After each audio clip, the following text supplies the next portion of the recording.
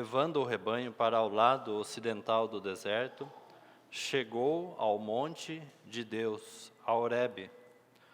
Apareceu-lhe o anjo do Senhor numa chama de fogo do meio de uma sarça.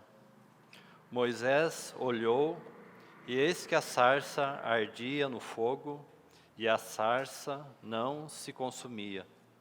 Então disse consigo mesmo: irei para lá e verei essa grande maravilha, porque a sarça não se queima. Vendo o Senhor que ele se voltava para ver, Deus, do meio da sarça, o chamou e disse: Moisés, Moisés. Ele respondeu: eis-me aqui. Deus continuou: não te chegues para cá, tira a sandália dos teus pés, porque o lugar em que estás é terra santa. Vamos orar mais uma vez. Senhor, mais uma vez, entregamos a Tua palavra em Tuas mãos e pedimos a condução do Teu Espírito Santo. Capacita-nos, ó Senhor, para ouvir a Tua palavra e também para compreender a Tua palavra. Te pedimos mais uma vez que o Teu Espírito Santo nos assista, pois dependemos, ó Senhor, de Ti. Ministra aos nossos corações, porque o lugar que estamos em Tua presença é santo. O Teu monte é santo. Então que possamos, ó Senhor, despir de tudo aquilo que é velho, para que possamos ser revestidos do novo. Guarda, ó Senhor, nossas mentes e também trabalha profundamente em nossos corações. É o que nós te pedimos mais uma vez, e a Ti confiamos a Tua palavra em Tuas mãos. No nome de Jesus é que nós oramos. Amém. Irmãos, nós temos falado a respeito da visão celestial e as assembleias do Senhor, como um caminho da parte de Deus, para que possamos andar por Ele. Diante desses versos, apenas como introdução, para seguirmos, quando nós falamos de visão espiritual, que é o que acontece aqui, aqui não é uma sarça simples queimando, é muito mais do que isso, porque um anjo, o anjo do Senhor, apareceu a Moisés para mostrar algo para Moisés. Moisés foi chamado por Deus para conduzir aquele povo até a Canaã celestial, como já foi lembrado hoje no tempo da mesa. Moisés não foi chamado apenas para ser o libertador, e Moisés é sim um tipo de Cristo, né? Ele representa de uma forma ou de outra Cristo, então ele é um libertador. Mas o propósito de Deus não era que Moisés fosse apenas um libertador. Observe que o verso diz, Deus falando para Moisés, que ele tirasse as sandálias dos seus pés, porque o lugar em que ele estava é terra santa. Mas Moisés não estava ainda na terra santa. Moisés foi conduzido a um outro monte aqui, o Monte Horebe, ou o Monte Sinai, onde a palavra foi dada depois a Moisés. O fato é que todas as vezes que nós estivermos reunidos em volta da palavra do Senhor, o Senhor tem uma só coisa para nos falar, a respeito da visão celestial. Se nós abrirmos a palavra, nós encontraremos este assunto celestial em todos os lugares. Então Moisés foi conduzido a esse monte, o Monte Horebe, o monte da palavra, o monte da revelação da palavra de Deus, o Monte Sinai, onde Deus revelou a Moisés, por meio da palavra, tudo aquilo que deveria ser feito conforme as demandas do Senhor, conforme a vontade soberana do Senhor, para a edificação do tabernáculo e para a condução desse povo até a Canaã celestial. E Canaã fala então, como já foi lembrado, da plenitude de Cristo. Então Moisés não é apenas um libertador, mas ele era aquele que iria conduzir por meio da libertação ele iria conduzir esse povo à plenitude de Cristo, de tudo aquilo que envolve Cristo, as riquezas insondáveis de Cristo Jesus. O que tanto envolve Cristo no que concerne às suas riquezas? Cristo e a sua igreja. Esta é a visão que Moisés tem.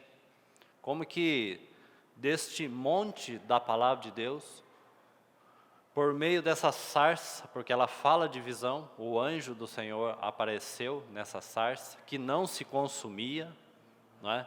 Então, não é algo natural, porque uma sarça no deserto queimando é natural, mas aquela sarça se queima e apaga, por causa da alta temperatura do deserto. Mas uma sarça queimar e não se consumir, então não é algo natural. Isso significa que a visão celestial, porque Moisés viu aqui a sarça, ela é sim soberana sobre todas as coisas. Ela rege todas as coisas. Ela está acima de todas as coisas. Por isso, aqui o Monte Sinai, a palavra de Deus. Então, diante disso, o pedido de Deus para Moisés, e isso é que deve ser considerado seriamente e profundamente, porque nós estamos diante da sarça que queima e não se consome. Sabe o que isso significa, queimar e não se consumir, no que concerne a visão celestial? Ela nunca vai cessar, até que Deus cumpra plenamente o seu propósito. A sarça com fogo que não cessa. A visão celestial nunca vai cessar, porque ela é eterna. Segundo o eterno propósito que Deus estabeleceu em Cristo Jesus, antes dos tempos, antes das eras, antes de tudo aquilo que é passageiro, Ele estabeleceu o seu propósito.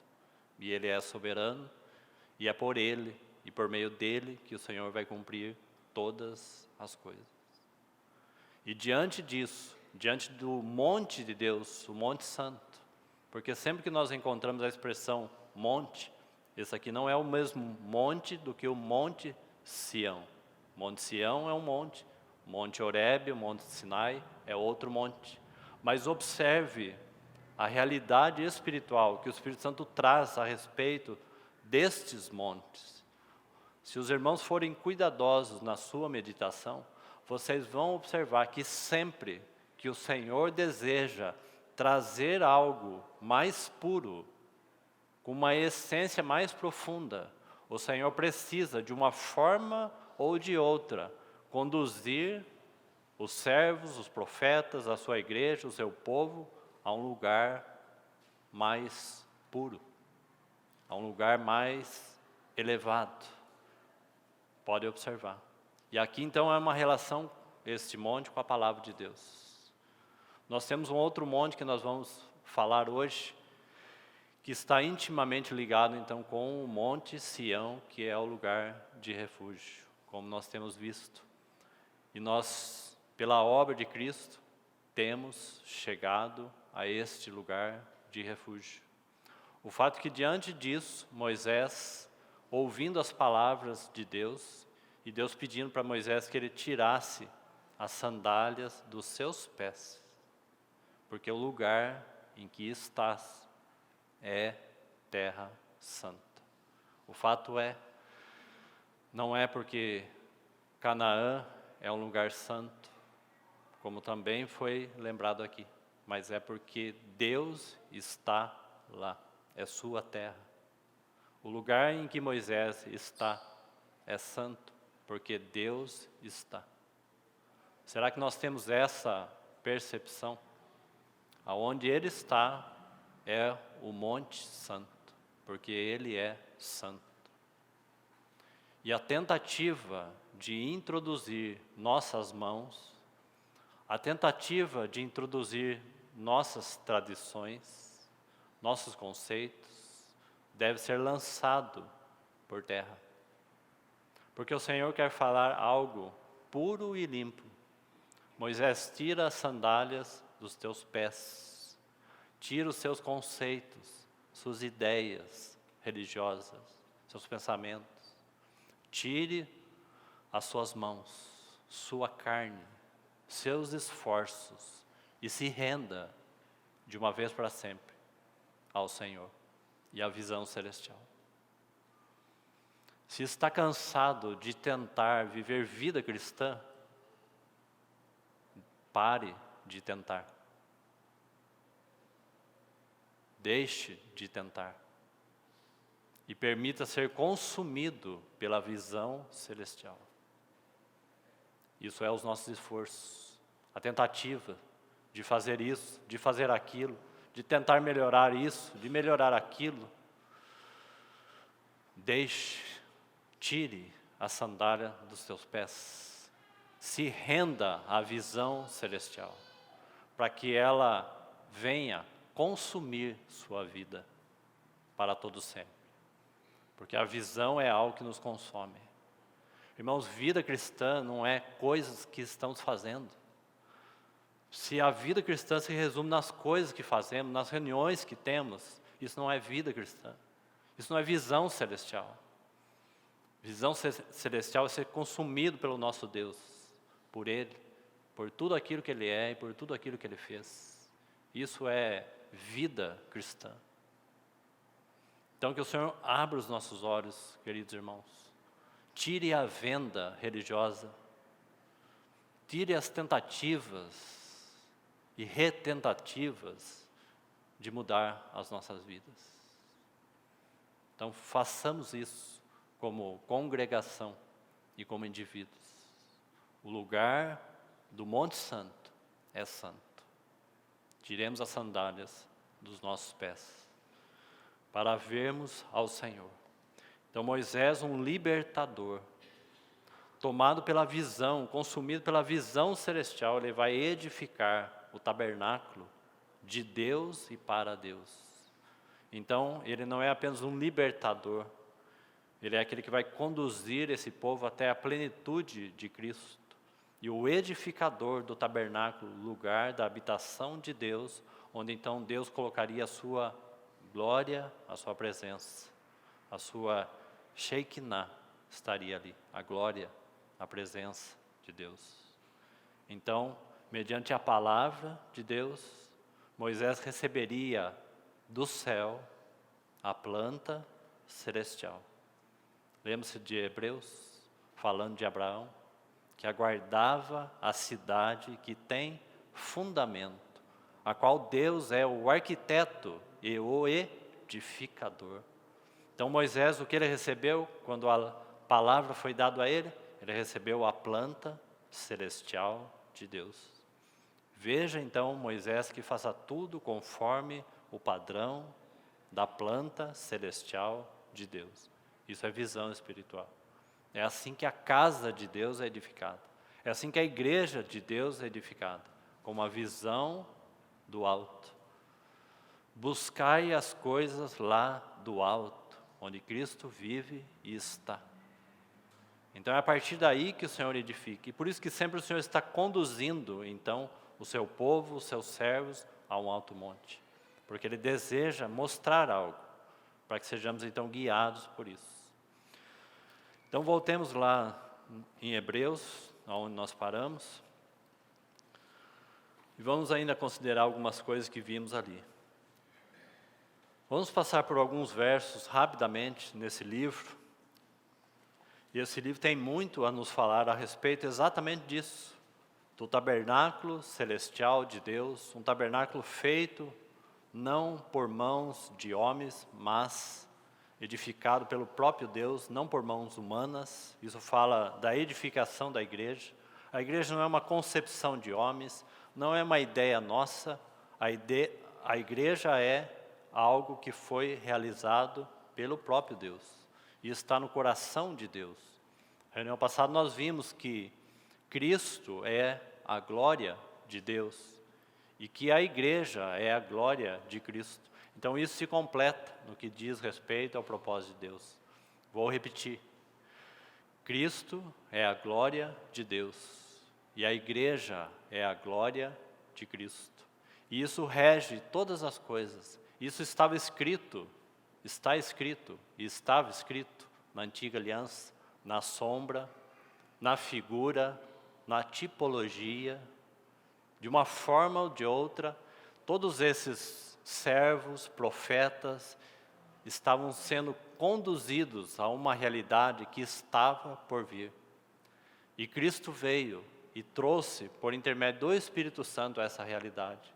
Assim como Moisés estava peregrinando naquela terra, saiu de um lugar sem saber exatamente para onde ia, e ele tinha uma grande expectativa, como que assistindo de longe as coisas que estavam por vir. Então viria o seu descendente, Isaque, e através do seu descendente, Deus estabeleceria um povo. E vimos que esse descendente é o próprio Cristo. Então, Abraão aguardava a cidade que tem o fundamento, uma pátria celestial. Era isso que ele tinha expectativa, aquilo que Deus iria prover um lugar da sua morada eternamente. Quando você lê Gênesis 22, quando Abraão entrega Isaque para ser oferecido, se o Senhor permitir, nós vamos ver alguma coisa ali. Nós vamos ver que aquele texto é tão rico em tantas realidades que possui, falando da pessoa e da obra de Cristo, de um sacrifício que estava por vir, desse Cristo que viria, do tipo ali chamado Isaque, né? Tantas figuras tão bonitas ali nesse capítulo 22 de Gênesis.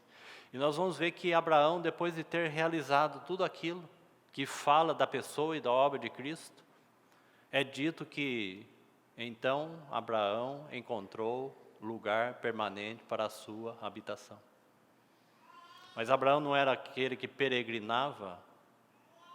Sim, mas diante daquela realidade, Abraão também está vendo algo. Ele está vendo algo que a partir do momento que Cristo viesse, a partir do momento que Deus oferecesse o seu único filho para morrer, assim como a figura, então Deus estaria estabelecendo o seu lugar de habitação para todo sempre. Abraão não sabia claramente o que tudo aquilo significava, mas de alguma forma ele entendeu que agora ele encontrou lugar de residência fixa. Porque ele via, ainda que de longe, irmãos, aquilo que nós vemos diante dos nossos olhos. Que o Senhor nos constranja, se for necessário, que o Senhor nos envergonhe dessas coisas. Porque Abraão assistia de longe e nós vemos de perto, porque Deus encontrou lugar de morada em Cristo Jesus. Porque Ele é a casa de Deus, a qual casa somos nós, porque estamos nele, porque entramos junto dele. Esta é a casa de Deus. Então, o lugar de residência permanente de Deus foi encontrado, porque Cristo veio e porque o Espírito Santo desceu também do céu e nos uniu em um só corpo, a igreja do Deus vivo. Que o Senhor fale conosco, que o Senhor tire nossas vendas, que sejamos movidos por visão celestial e não por conceito. Então vamos ler algum verso aí desse livro. Olha o capítulo 1, vamos começar por aí. Capítulo 1 de Hebreus, a partir do verso 1 até o verso 4.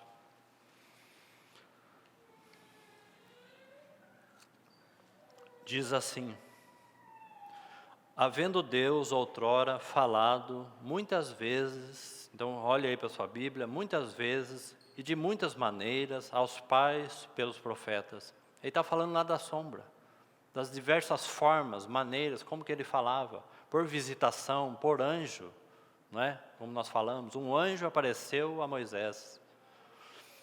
Então, de muitas formas Deus falou, de muitas maneiras, nestes últimos dias. Então, desde os dias em que Cristo veio, desde a cruz, é os últimos dias.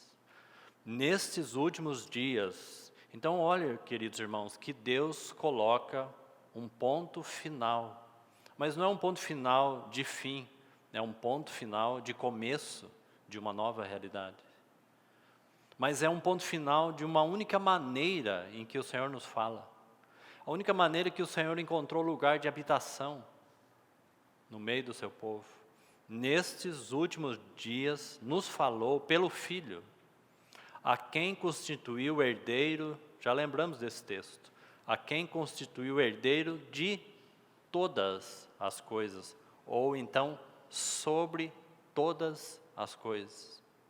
Isso significa que a visão celestial, ela é soberana sobre todas as coisas. Nada vai mudar a visão celestial, porque ela está intimamente ligado e unido na essência do próprio Deus. O propósito de Deus não é algo que Ele dá à sua igreja. O propósito de Deus é aquilo que está ligado em essência ao próprio Deus. Irmãos, isso é totalmente diferente. Aquilo que é ligado a Ele, ao próprio Deus, em essência, não tem como você separar dele. Você consegue separar amor de Deus? Não tem como separar. Amor não é algo que Ele dá, mas é algo que Ele é. Certo? Então não tem como separar amor de Deus. Tem como separar misericórdia do Deus da misericórdia? Não tem. Tem como separar graça do Deus da graça? Não tem. Tem como separar justiça do Deus da justiça? Não tem. Tem como separar o propósito de Deus de Deus? Não tem. Porque Ele é. E por isso que a sua vontade é soberana. Por isso que a visão celestial é soberana sobre todas as suas assembleias. Então conhecê-las, conhecer a visão, é de extrema importância para nós. Mas não só conhecer, fazer como Moisés fez, nos render a ela. Deveria ser motivo de um clamor dos nossos lábios, como que pedindo que essa visão realmente venha nos consumir. Para que nossas vidas não sejam mais como elas são. Para que a igreja não permaneça como ela permanece. Porque sem dúvida, de fato, o Senhor está às portas. Não há dúvida sobre isso. Mas talvez a dúvida que paira não é pelos acontecimentos, é por causa da condição da igreja. Não há dúvida que o Senhor está às portas por causa dos acontecimentos. Assistimos aí de uma forma ou outra o amor de Deus se esfriando, o individualismo, o egoísmo, o egocentrismo, as crises, as guerras, as catástrofes. Mas, irmãos, é só essa evidência de que Cristo está voltando? Não deveria ser. A maior evidência de que Cristo está voltando deveria ser a condição da igreja, do seu anelo, do seu amor para com o noivo, do seu coração apaixonado por Ele. Não deveria haver o esfriamento de amor uns para com os outros, o arrependimento, o perdão, a misericórdia, a compaixão. Coisas essas que estão ficando escassas no meio do povo de Deus. Aí nos encontramos, muitas vezes assim, frios, estáticos, não é? Porque a visão não tem consumido os nossos corações. Ela precisa ser como aquele fogo que consumia, que queimava aquela sarça e não a consumia.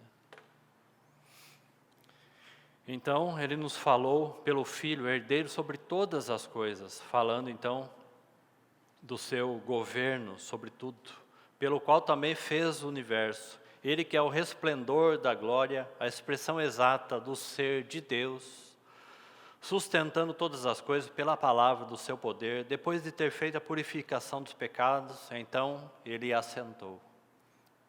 Ele entrou no Santo dos Santos. Então nós vimos isso na reunião passada.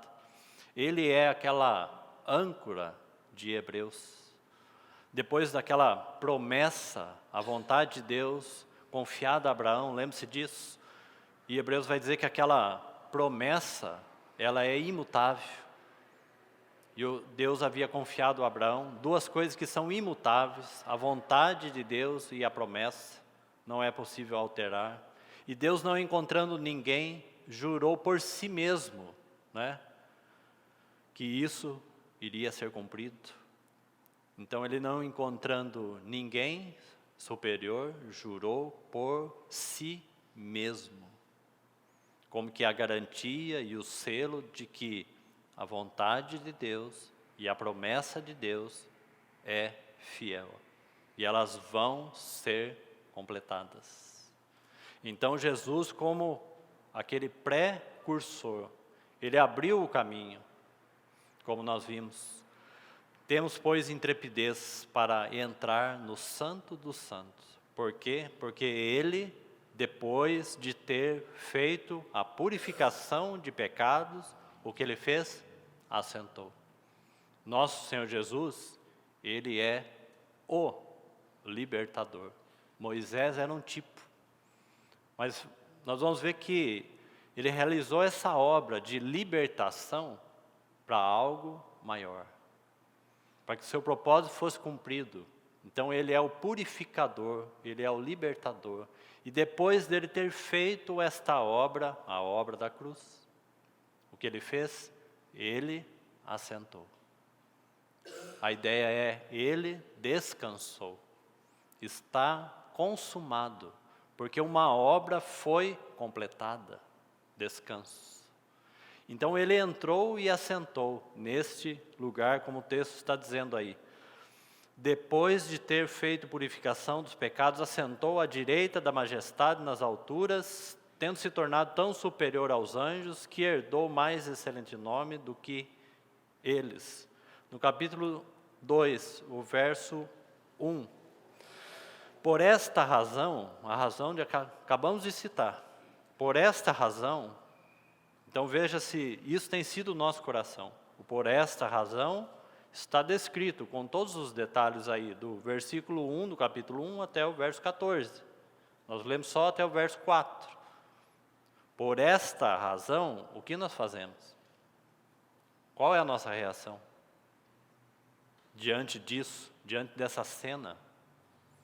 Diante dessa introdução, nessa realidade, porque antigamente era sombra, agora é realidade. Esse é o sentido do véu. E eu quero trazer uma nota ainda hoje sobre o véu. Seu corpo que foi rasgado, o véu rasgado, porque o véu dividia. O véu era uma parede de separação entre judeu e gentio. O véu dividia uma antiga aliança e uma nova aliança que estava por vir. Esse é o sentido do véu. Veja que o véu é rasgado. Ele é rasgado por meio da morte de Cristo. Pelo sangue que é derramado. O véu é rasgado. Por meio do seu corpo que foi ferido ou rasgado. Ele rompe, ele rasga este véu. E nos introduz em algo que todos lá atrás, irmãos, tinham grande expectativa de entrar e ver, e se apropriar e participar daquilo que eles eram assistentes, os profetas, os servos. Então, por esta razão, importa que nos apeguemos com mais firmeza às verdades ouvidas, para que delas, veja aí a sarça que deveria nos consumir, porque isso deveria ser o nosso coração diante da visão celestial, apegar com mais firmeza às verdades ouvidas. Se considerar o livro de Hebreus, seja quem for que esteja escrevendo ou que escreveu esse livro, ele está considerando a seguinte possibilidade, que esses irmãos têm em torno de 5 a 7 anos de vida cristã. E essas palavras são para esses irmãos. Quantos anos nós temos de vida cristã? Quanto tempo nós temos de caminhada cristã? Muito mais do que esses irmãos. E olha as palavras que são confiadas primeiramente a eles. Tipo, se vocês têm 5, 7 e estão vendo isso, se agarre. Se aproprie destas verdades ouvidas com muito mais firmeza, até que ela consuma todo o nosso ser. Então, seguindo aí, por esta razão, importa que nos apeguemos com mais firmeza às verdades ouvidas, para que delas jamais nos desviemos. A ideia aqui, dessa expressão, para que delas jamais nos desviemos, a ideia é não deixar vazar água. Para que as nossas vidas não sejam como cisternas rotas, que não retêm água. A expressão aqui é agarrar com mais firmeza, é não deixar vazar a água, e sim reter esta água, esta fonte que jorra do trono. Irmãos, esse é o rio da vida, que atravessa Gênesis e vai até Apocalipse. Ele é o rio da vida, ele é a fonte que jorra do coração de Deus. Ele é a água do jardim, que sacia a nossa sede. Esse é o rio que vai atravessando todas as Escrituras, que lava os nossos pés empoeirados, que renova a nossa mente, que nos limpa. É a fonte de água da vida, que jorra na luz de Apocalipse, da onde? Do trono de Deus e do Cordeiro. Esta é a fonte direta do trono. Irmãos, e por que não nos constrange mais? Da onde nós queremos beber água? O Senhor está jorrando a água mais pura e límpida a cada um de nós, nesses dias, e para a sua igreja. Esta é a fonte, e devemos reter esta água, não deixar vazar a água. É a ideia dessa expressão aí. Apeguemos com mais firmeza as verdades, então, ouvidas. No capítulo 2, e no verso 9.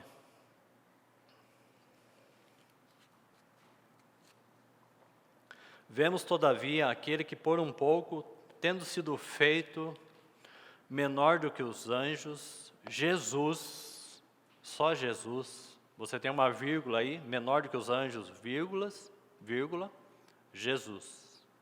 Por que Jesus? E não só, porque só Jesus e não Cristo Jesus ou Jesus Cristo? Porque aqui o autor de Hebreus está querendo mostrar a sua humanidade. Jesus é o seu nome humano. Jesus. Ele será chamado Jesus. Qual nome nós vamos colocar nesse menino? Jesus. Sua humanidade. É este Jesus que realizou a purificação de pecados.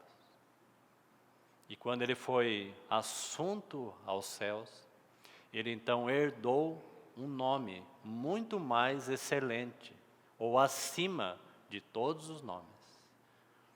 Mas nos dias da angústia da sua carne, ele recebeu um nome. E esse nome é Jesus.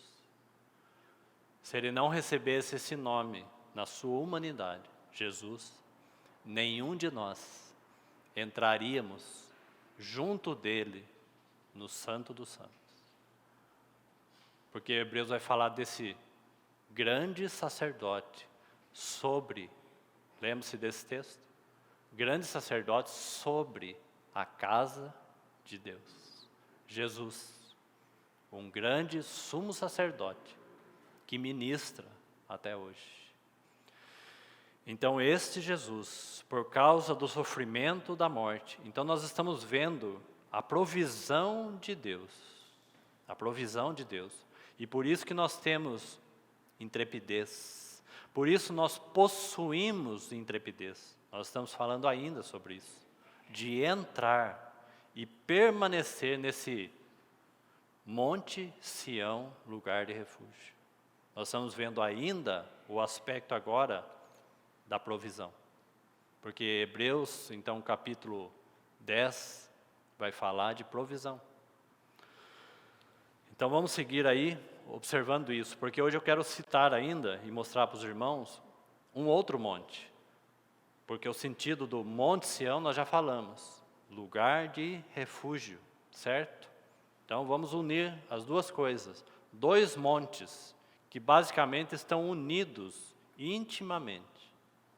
Então vamos aí lendo os textos, guarde isso por enquanto, nós já vamos concluir então para os irmãos entenderem. Então, Jesus, por causa do sofrimento da morte, foi coroado de glória e de honra, para que pela graça de Deus provasse a morte por todo homem. Porque convinha que aquele por cuja causa e por quem todas as coisas, novamente, todas as coisas existem, o que ele faz? Ele está conduzindo muitos filhos à glória. Porque o assunto agora não é realmente a purificação de pecados. O assunto não é a justificação. O assunto não é céu ou inferno. Ele está conduzindo muitos filhos à glória. Ele já entrou por nós como precursor. Você precisa colocar o capítulo 6, abra lá no capítulo 6, que nós já lemos, junto com esse verso. Capítulo 6, o verso 19. Vamos ver o verso 18. Para que mediante duas coisas imutáveis, nas quais é impossível que Deus minta, forte alento tenhamos nós, que já corremos para o refúgio, a fim de lançar mão da esperança proposta. Olha o verso 9. O qual temos por âncora da alma, segura e firme, que penetra além do véu, aonde, novamente aí, ó, Jesus, como precursor. Então, esse Jesus, o que ele fez? Ele entrou além do véu. Ele já está lá. Essa é a figura, na verdade, da âncora aqui. Porque nós precisamos equilibrar duas coisas aqui, nós já vamos fazer isso.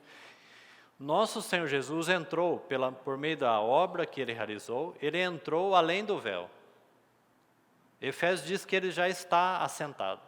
Hebreus diz que Ele, depois de ter feito purificação de pecados, já assentou neste lugar. E Ele, como âncora segura e firme das nossas almas, está fazendo o quê? Conduzindo muitos filhos à glória. Se aqui é uma âncora, a melhor figura então seria o navio. E o navio aqui seria então a igreja. E essa âncora está conduzindo a igreja à glória. Porque esta é, ou deve ser, a experiência da nossa vida. Porque nós estamos sendo conformados à imagem dele. Somos transformados de glória em glória. Por meio de Cristo, Ele está conduzindo muitos filhos à glória. Então nós temos aqui uma verdade, um fato consumado. Que se Ele entrou, nós entramos. E estamos lá. Porque senão, irmãos, se esse fato não fosse feito por Ele, nenhum de nós seríamos transformado à imagem dEle. Então nós temos o fato e a experiência, juntos. Ele entrou, nós entramos, esse é um fato. Onde a igreja está? Assentado nos lugares celestiais em Cristo Jesus. Como ela está? Pronta, adornada, da parte de Deus. Mas não cabe a nós, porque estamos nele. Então podemos, lembra daqueles verbos? Podemos fazer o quê? Aproximar dele. Quem poderia aproximar antes disso? Ninguém. Qual o pecador que poderia aproximar dele? Ninguém. Mas agora nós podemos a cada dia aproximar mais dele. Então, se ele entrou e fez essa obra, o que nós fazemos?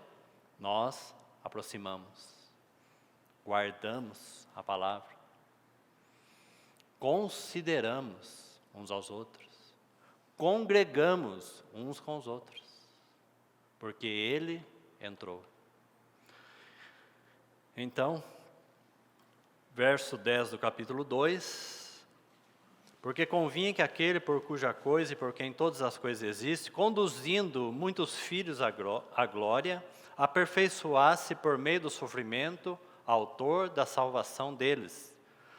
Pois tanto o que santifica como os que são santificados, todos vêm de um só.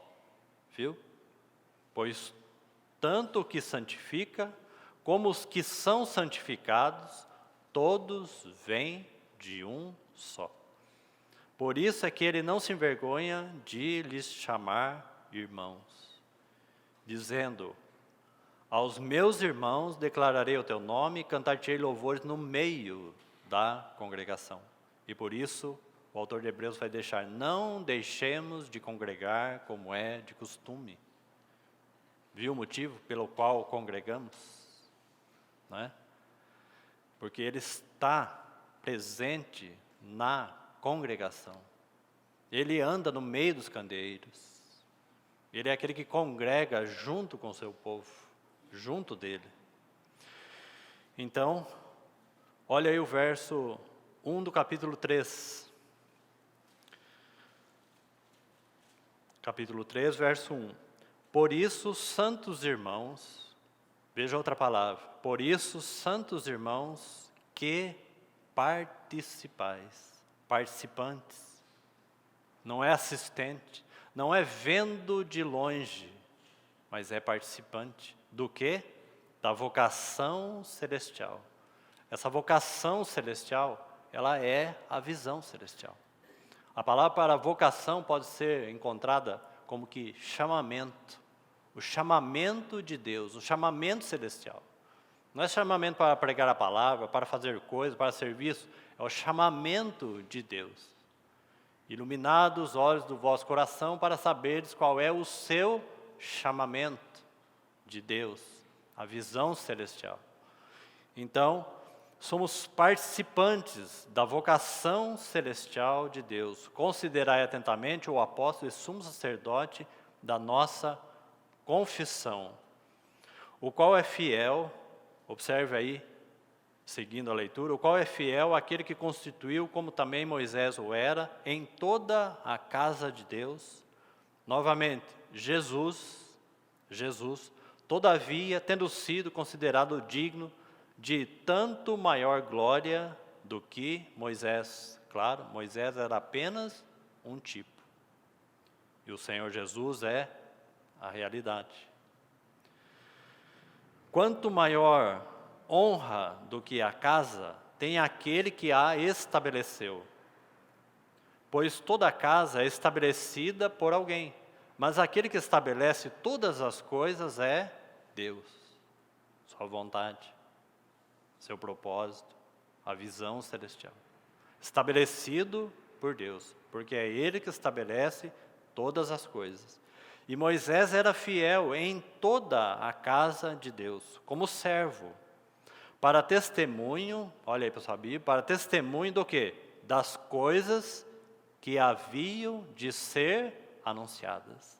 Então Moisés era um servo fiel sobre a casa de Deus, como que um mordomo desta casa, tentando de alguma forma, sendo um instrumento, um servo da parte de Deus, para mostrar as realidades daquilo que estava por vir. Então, seguindo o texto aí, para testemunho das coisas que haviam de ser anunciadas. Agora veja o contraste e a realidade. Cristo, porém, como filho, veja que texto tão bonito, irmãos. Cristo, porém, como filho sobre sua casa, mas não é só isso. Sobre sua casa, porque a casa é dele. A casa do Pai é a casa do herdeiro. Ele não é herdeiro sobre todas as coisas? Então ele é o sustentador de todas as coisas. Se Deus tem uma casa, Jesus é o herdeiro de Deus desta casa. E nós somos co-herdeiros com Ele da casa de Deus. Então Cristo, porém, como filho sobre sua casa, agora veja aí, a qual casa somos nós. Viu aí? Cristo como cabeça e a igreja. A qual casa somos nós. Somos nós. Se guardarmos firmes até o fim, a ousadia e a exultação da esperança. Agora vamos lá novamente, no capítulo 10. Vamos correr um pouco aqui, que o nosso tempo está se acabando. Capítulo 10, novamente, o verso 19. Porque estamos falando da provisão de Cristo e os benefícios desta provisão. Porque agora nós somos o quê? Participantes. Se nós lermos o capítulo 8, não precisamos fazer isso, já lemos em outro tempo, que o essencial das coisas é que nós possuímos tal sumo sacerdote. Então, tendo, pois, irmãos, intrepidez para entrar no Santo dos Santos, já falamos o que significa, pelo sangue de Jesus, pelo novo e vivo caminho, que Ele nos consagrou pelo véu, isto é, pela sua carne. Já vou fazer uma consideração aqui, rapidamente. O verso 21. Então, tudo que mostramos aí no capítulo 3, traz a luz sobre esse verso 21. Então, e tendo grandes sacerdotes sobre a casa de Deus. Então, Cristo é a casa de Deus. É por isso que João 14 diz que Ele iria preparar o quê? Lugar. Agora você vai entender porque o capítulo 14 de João, aquele lugar não é um futuro. Aquele lugar não é uma casinha no céu, não é um lugar num cantinho.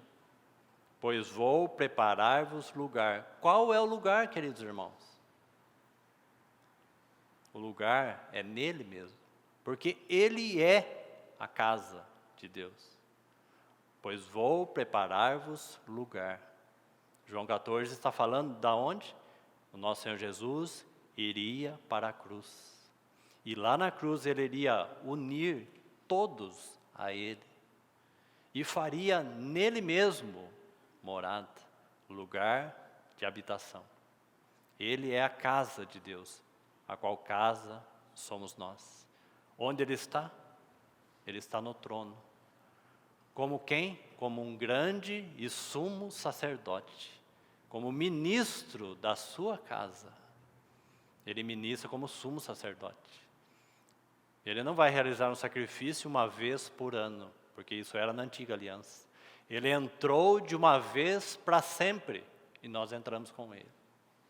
E neste lugar, então, debaixo da cobertura deste grande e supremo pastor, do guarda de Israel, como falamos, aquele que guarda o Monte Sião, do pastor de Israel, do pastor de nossas almas.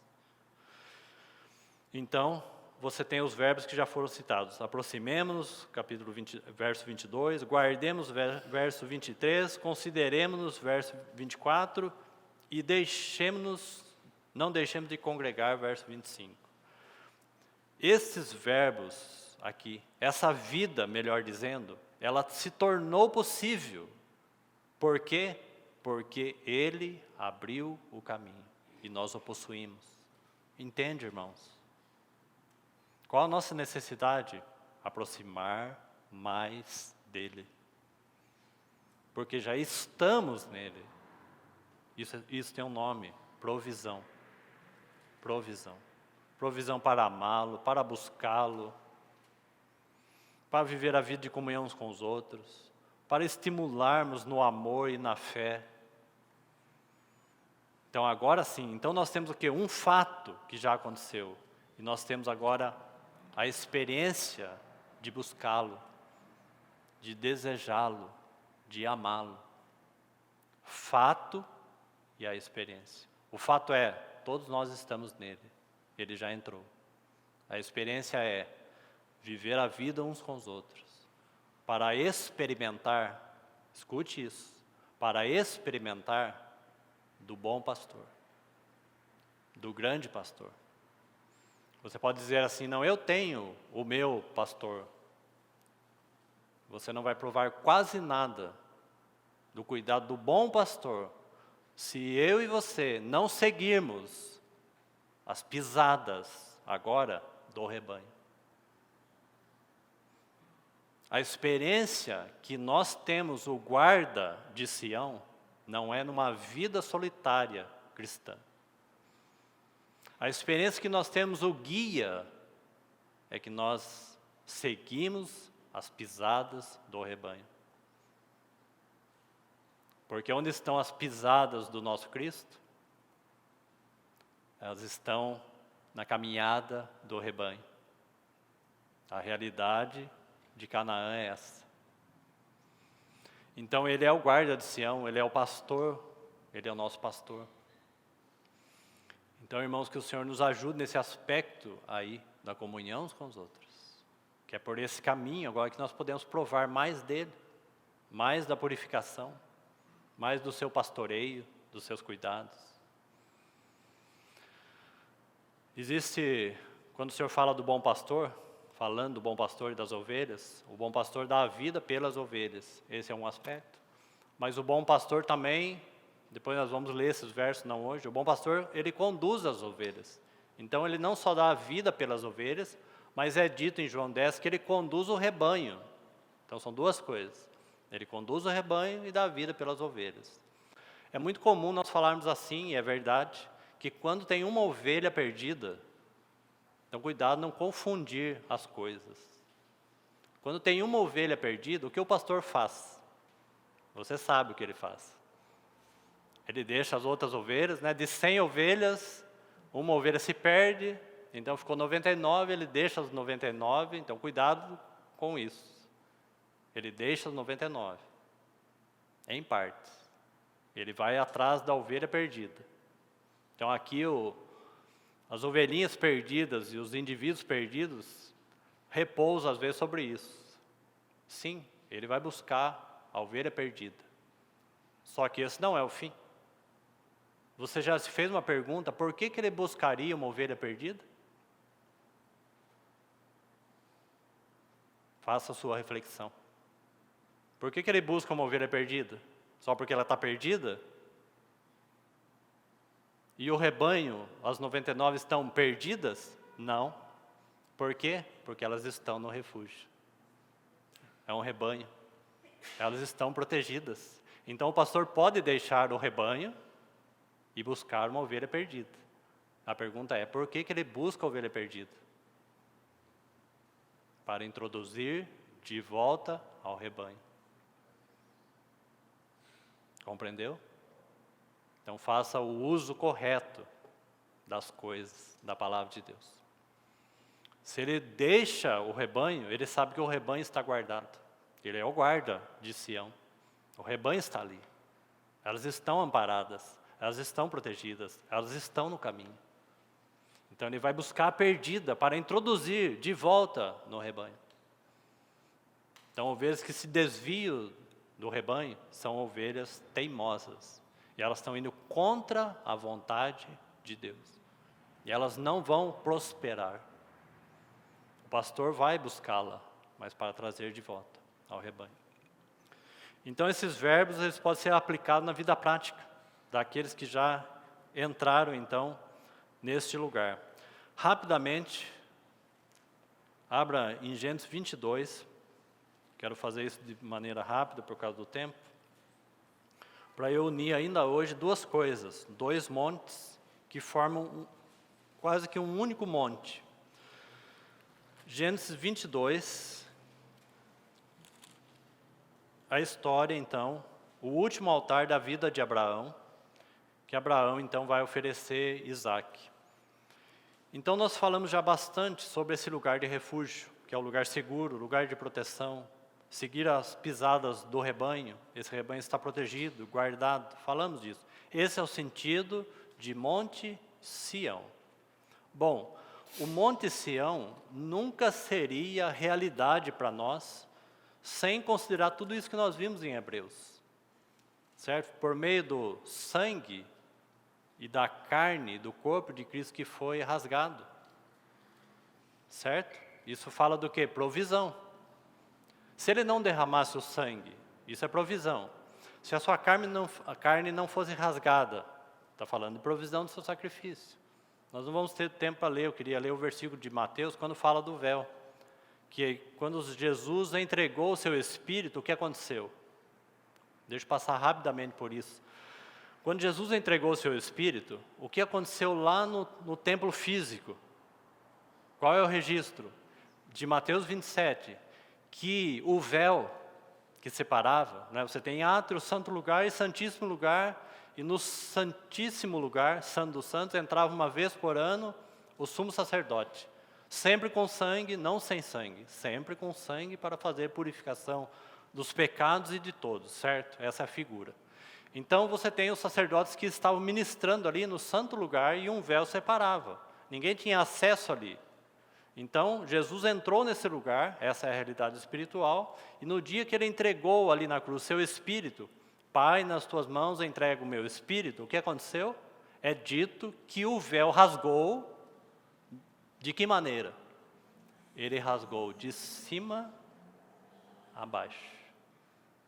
Porque a obra de provisão, irmãos, não tem em nossas mãos. O acesso de estar como fato não é obra nossa. Agora o que nos cabe é nos aproximar dele, porque já estamos lá. Fato e experiência. E lá é dito então que esse véu rasgou em duas partes, de cima a baixo. Os estudiosos a respeito desse véu sugerem que esse véu tinha 10 centímetros de espessura. Ou seja, nenhum homem rasgaria, nem que fosse de baixo. Nem que tentasse de baixo rasgar, de baixo para cima, não rasgaria. Você conseguiria rasgar um véu, uma cortina de 10 centímetros de espessura? Não. Alguns sugerem que você teria que pôr 2 cavalos, um de cada lado, amarrar uma corda e puxar. O véu rasgou de cima a baixo. E para espanto dos que estavam ali fisicamente, esse registro está em Atos 6, aqueles sacerdotes que abraçaram e creram em Jesus. É dito que muitos sacerdotes abraçaram a fé. Eram os sacerdotes do turno daquela hora. Enquanto Jesus está na cruz, os sacerdotes estão ali ministrando no seu turno, como era de costume. E aquele véu rasga de cima a baixo. E aqueles sacerdotes ficam, acho que, paralisados, como que, ué, nós não morremos? Porque o acesso à glória de Deus foi aberto. O resultado foi que eles creram, eles abraçaram a fé.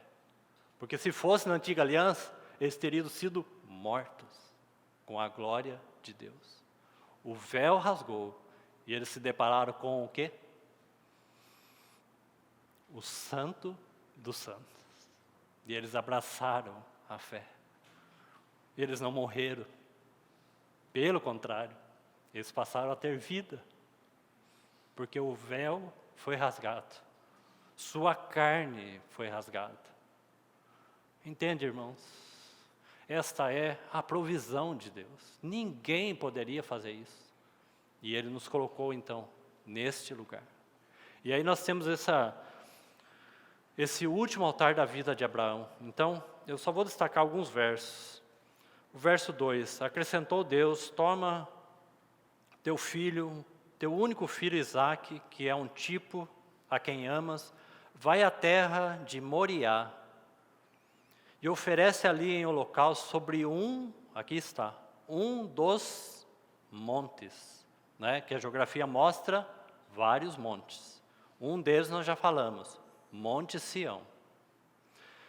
Neste lugar de sacrifício, onde Deus escolheu, e Moisés observou esse lugar, se você ler com cuidado depois, verso 3 no finalzinho, lugar que Deus lhe havia indicado. Olha essas expressões, como elas são interessantes. Como aquele que peregrinou, sempre com expectativa, esperando a provisão de Deus, o lugar de Deus e para onde ele ia. Olha o verso 4. Ao terceiro dia, erguendo Abraão os olhos, viu o lugar de longe, este monte chamado Moriá. Você sabe o que aconteceu nesse monte, Moriá? Ou você sabe o que é esse monte Moriá? É exatamente o lugar onde o templo de Salomão foi edificado. Monte Moriá. Aí você vai falar assim, Monte Sião é Jerusalém. Sim, onde estava a casa de Deus, onde o templo foi edificado. Sim, por isso mesmo. Mas são dois montes. Só que na geografia, esses dois montes, e isso é tão bonito, esses dois montes estão praticamente ligados intimamente. Por isso que praticamente é quase que o mesmo lugar. Onde está o templo de Salomão, senão em Jerusalém? Não é? Na cidade do Deus vivo? Na Jerusalém celestial, não é? O que isso significa? E aqui nós vamos unir as duas coisas. Deixa eu só ler mais 2 versículos aí. Então, é feita uma pergunta, né? No verso 7. Olha aí, acompanhem comigo. Quando Isaac disse a Abraão, seu pai, meu pai, respondeu Abraão, eis-me aqui, meu filho. Perguntou-lhe Isaac, eis o fogo, a lenha, mas aonde está o cordeiro para o holocausto? Veja aí a resposta. Respondeu Abraão, Deus, está aqui a palavra, proverá para si, meu filho, o cordeiro para o holocausto. Deus proverá. Olha o verso 14. E pôs Abraão o nome àquele lugar, este monte, tá certo? Não é? Porque Isaac fez uma pergunta, e Abraão respondeu a pergunta falando, Deus proverá para si mesmo o cordeiro, proverá. E pôs Abraão o nome àquele lugar do que? O Senhor proverá. Daí dizer, até o dia de hoje, no monte do Senhor se proverá. Então o que nós temos aqui? Qual é o significado agora deste monte? Então Moriá significa provisão. Monte Sião significa refúgio. Em outras palavras, nós temos que unir. Porque a provisão da obra de Cristo, ela está intimamente ligada com o lugar de refúgio. Com o lugar da casa de Deus. Sem a provisão, sem o monte da provisão, não há refúgio. Sem o monte da provisão, ninguém estaria nele. E ninguém seria o corpo de Cristo, a casa de Deus. Moriá e Monte Sião. 2 figuras. Elas estão intimamente ligadas. Como separar? Né? Como que você separaria Cristo do corpo de Cristo? Não tem como separar. Eles estão intimamente ligados. Porque a obra de Cristo, o corpo rasgado, o sangue vertido, resultou no quê? No corpo de Cristo, na igreja de Cristo. Então, Cristo e a igreja, intimamente ligados. A igreja é um lugar de refúgio, por causa da provisão, Monte Moriá, e lugar de refúgio, Monte Sião. Que o Senhor nos ajude, que o Senhor fale aos nossos corações. Vamos orar. Senhor, te agradecemos pela realidade da Tua palavra, de tudo aquilo que o Senhor deixou. Pedimos ao Teu Espírito que abra os nossos olhos, nos conceda a graça para vermos a Ti e vermos a igreja. Nos ajuda, Senhor, na nossa limitação. Aumente a nossa fé, conquiste os nossos corações, para que sejamos então conquistados por Ti. Nós te pedimos essas coisas, ó Senhor, nos constranja pelo Teu amor, pela Tua obra, por tudo aquilo que Tu és. Ganha o nosso coração para Ti. Queremos nos aproximar mais de Ti. Queremos guardar a Tua palavra em nossos corações. Não nos deixe, ó Senhor, ficar sem congregar uns com os outros. Nos una, ó Senhor, a Ti e uns aos outros. É o que nós te pedimos mais uma vez, por amor do Teu próprio nome. Nós agradecemos, e é em Teu nome que mais uma vez nós oramos. Amém.